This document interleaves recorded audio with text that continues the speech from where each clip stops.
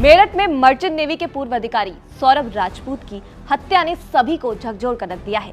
ये कोई आम हत्या नहीं थी, बल्कि पत्नी मुस्कान और उसके प्रेमी साहिल शुक्ला की पहले से सोची समझी साजिश थी। सौरभ को चाकू से गोद कर मार दिया गया, फिर उसके शव के टुकड़े कर ड्रम में भर दिया गया और सीमेंट से सील भी कर दिया गया। ये सुनकर रोंगटे खड़े हो जाते हैं कि इस खौफनाक सच का खुलासा सबसे पहले सौरभ की 6 साल की मासूम बेटी ने किया था। वो पहले से ही कह चुकी थी कि पापा ड्रम में हैं, लेकिन पुलिस का मानना है कि बच्ची को इस बारे में घटना के बाद पता चला होगा। 19 मार्च को मुस्कान और साहिल को 14 दिन की न्यायिक हिरासत में भेज दिया गया है।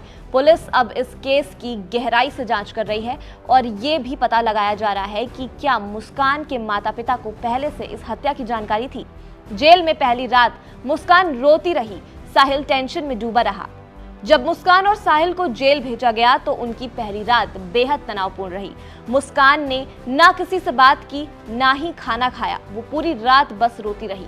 दूसरी तरफ साहिल भी गहरे तनाव में नजर आ रहे थे। दोनों ने जेल प्रशासन से अगल बगल की बैरक में रखने की मांग भी की थी। मुस्कान का खतरनाक प्लान और पहले से थी पूरी तैयारी। ये कोई गुस्से में उठाया हुआ कदम नहीं लगता है, बल्कि सोची समझी हत्या है। पुलिस जांच में पता चला है कि मुस्कान ने ये खतरनाक प्लान नवंबर 2023 में बना लिया था।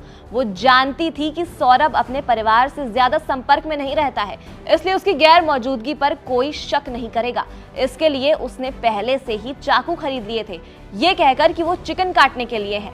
इसके अलावा उसने बेहोशी की दवाइयां भी जमा कर ली थी। मतलब मुस्कान हर चीज पहले से प्लान कर रही थी और सही समय का इंतजार कर रही थी।